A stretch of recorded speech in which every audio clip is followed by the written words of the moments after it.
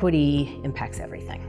So at the Alliance for Early Success, we start with a really big idea, and that is that we want all kids to thrive and all kids to reach their full potential. So if that's what we really want, then I think you kind of have to pull back and say, where are we now? Where are we starting? And we always start with the science. And what the science shows is that right now in early childhood, you can see disparities in what kids know and can do and are capable of at 9 months. And I truly believe, as a child developmentalist, that we'll see that they happen earlier than that. We just know how to measure at that point. If we get our heads wrapped around that there are disparities at 9 months of age, then I think the next thing you take a look at is, well, where are the disparities? And the disparities are predominantly in children of color. And why is that? So when we ask that, and we look at what the science tells us, it's because there are systemic barriers, by no fault of their own, that these kids and families are facing. And what are those? Things like race and ethnicity and culture and language and poverty. So if a kid's unlucky enough to be growing up in a zip code that kind of is pretty rough and tough and has all that barrier working against them, then it's no surprise that they're not going to be successful, no matter what their families do. Some magnitudes, right? So I think that there's huge inequities, and so then we have to ask, well, what do we do about them? At the Alliance, we're doing a couple of things. One of the things we looked at, and I think by way of example sometimes is the best way to approach something like what we now call R.E.I, race, equity, and inclusion, should be a part of everything we do. So if we start with that frame, think about the workforce. We know that a diverse workforce is the most effective workforce to have because we have a diverse population we serve, right? It makes really good sense that if you have a young kiddo in a classroom, that they're going to really do much better if the teacher looks like them, understands their culture, shares key values and beliefs, has an ability to speak their language, pretty basic stuff, even gender, so that they can identify. But we don't really have a very diverse workforce, and when we do, the problem with that is that they don't stay. So what's one of the barriers? How do we solve the problem?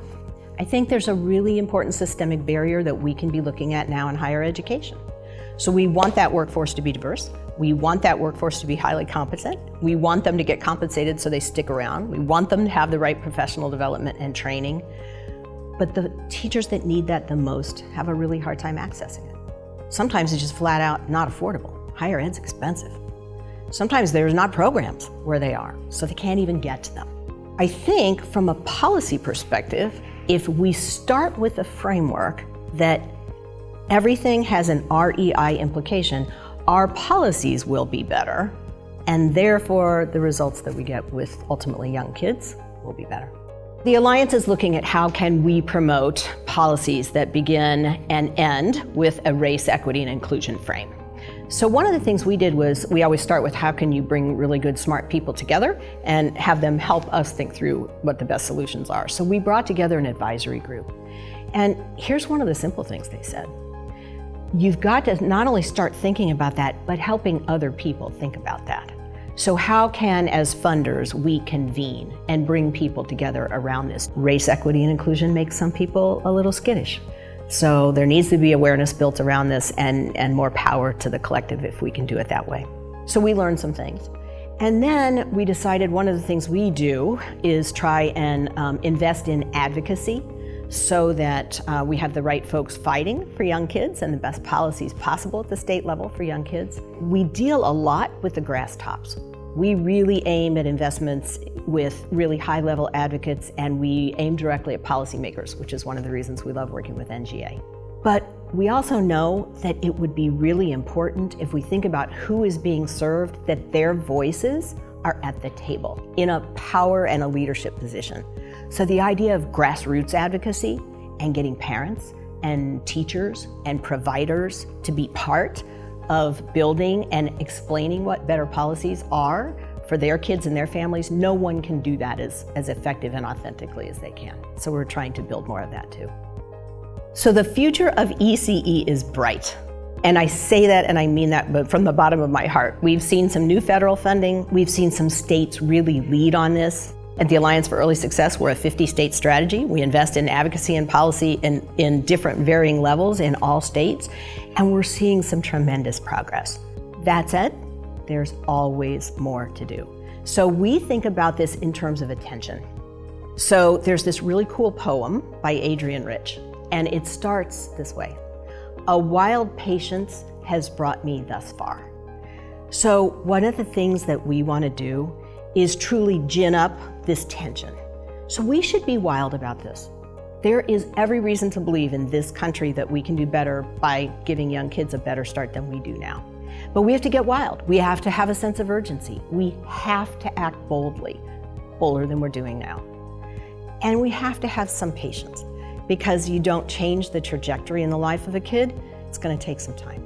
So if we deal with the tension, recognize both parts are there, if we're wildly patient, then I think there's all the reason to believe that we'll be better off.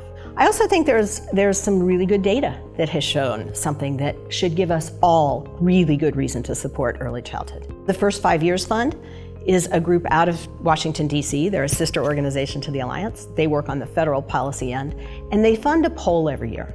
And they bring together a Republican and a Democratic pollster, and together they look at a big sample of likely voters, and it's around early childhood. And one of the questions that they repeat every year so they can see trajectory and change over time is the degree that there is support in early childhood. And every year it's either been steady or gone up. And then they tease it out, right? They look at, is it different for men versus women? Is it different for Republicans versus Democrats? And on a variety of different levels. Is it different according to age? So here's the best soundbite I think that's come out of this poll, consistent over the last at least 3 years. Early childhood is one of the top 2 issues that get support across the board. So ages, persuasions, political perspectives. Early childhood polls at 80% or higher, that not only is it important, but that when you ask, would you put resources to it, that poll's high too. We're on the right path. We should be putting our public and private brains and resources to early childhood, and if we do, we'll get support for it.